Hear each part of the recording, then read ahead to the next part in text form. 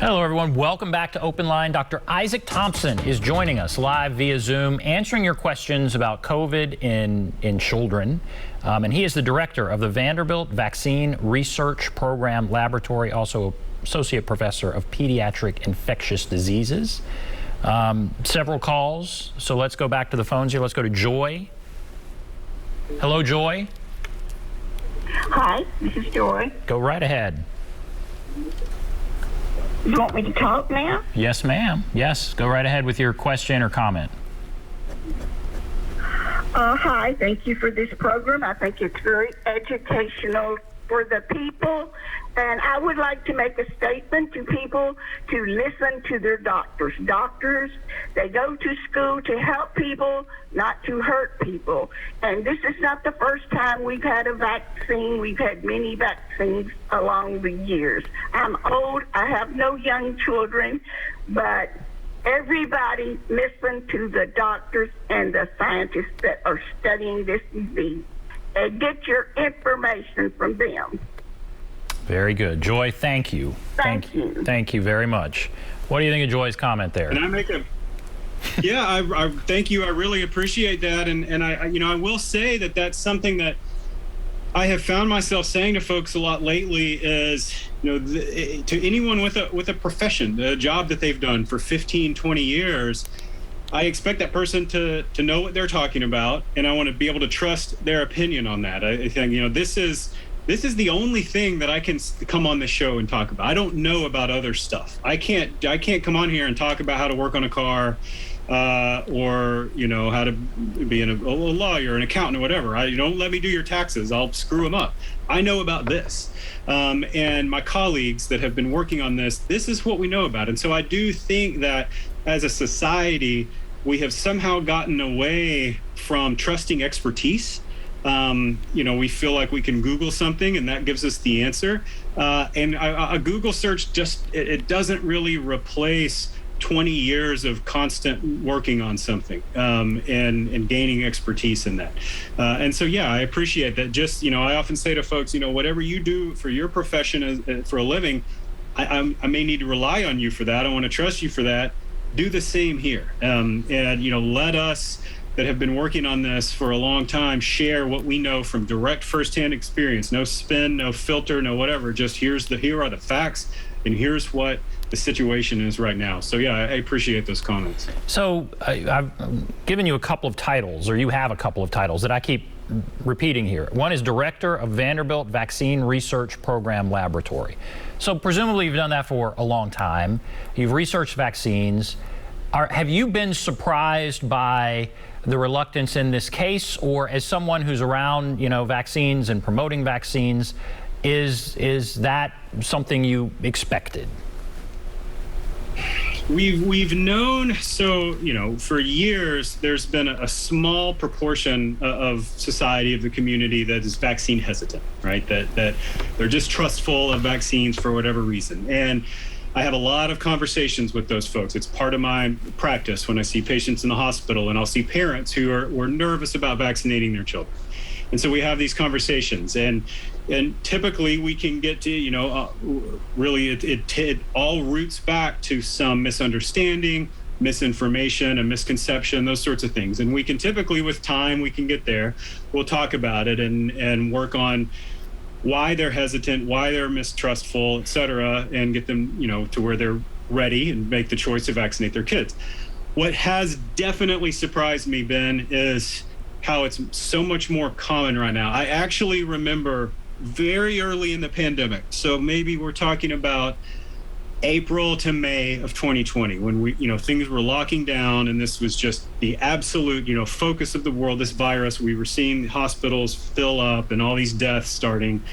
And I remember saying to folks, well, this should be the end of the anti-vax movement. I mean, we've seen, this is going to be a vaccine people are going to clamor for. This is going to be a vaccine, when it finally comes out, that people are going to elbow each other to try to get.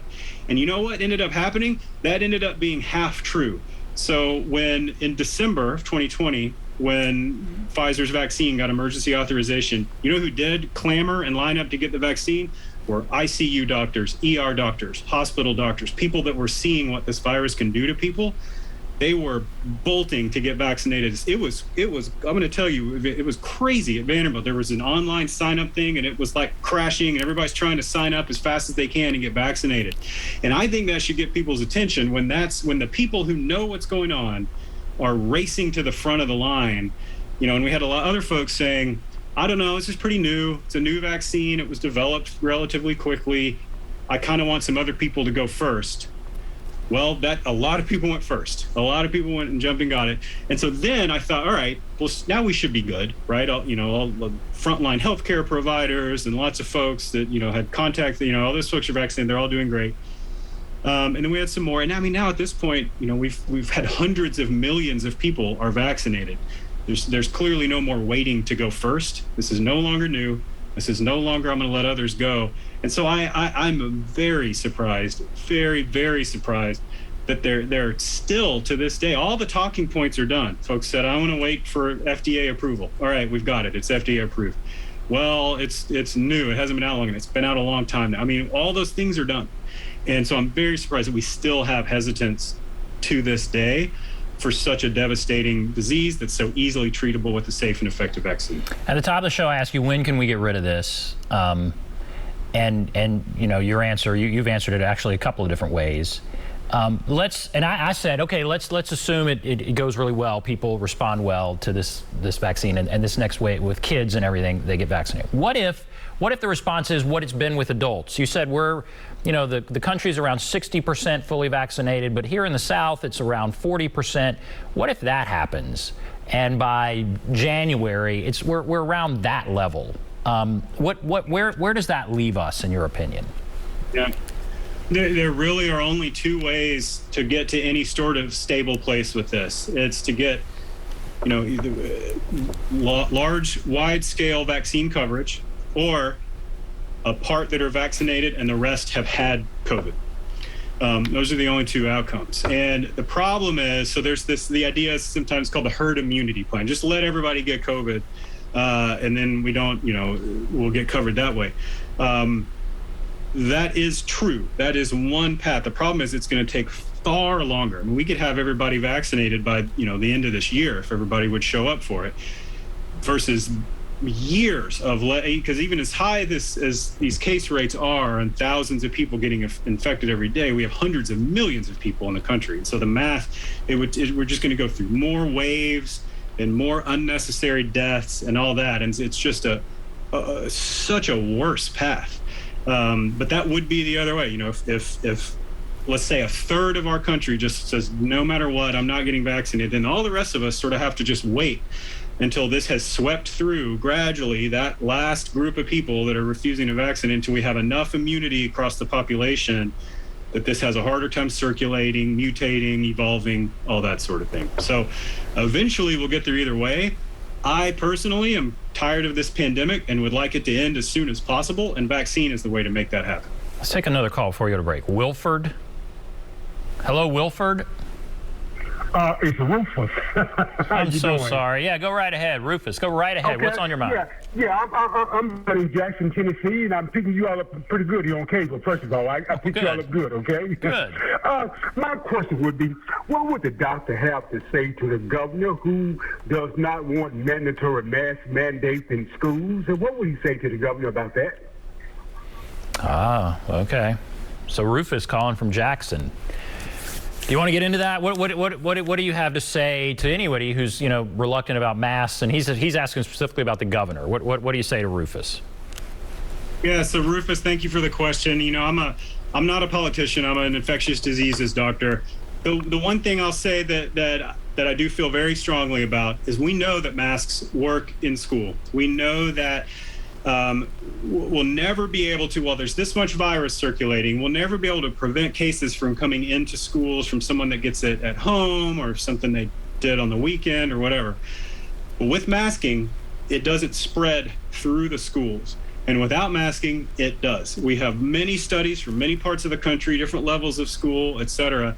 And I'll tell you, I see it just play out in real time. My own kids' school, they do excellent with masking. Everybody, teachers and students, they're all masked. And we've had lots of cases that came in from the outside. Kids caught it at home, whatever. They were at school right up until the time they were getting sick, and we haven't had any transmission within the school. Masking works in schools. And meanwhile, we've had other nearby school districts where they had to shut the entire district down because of just widespread COVID spreading. So unfortunately, we're doing this experiment in real time, and we're seeing the results of it. Masking works in schools.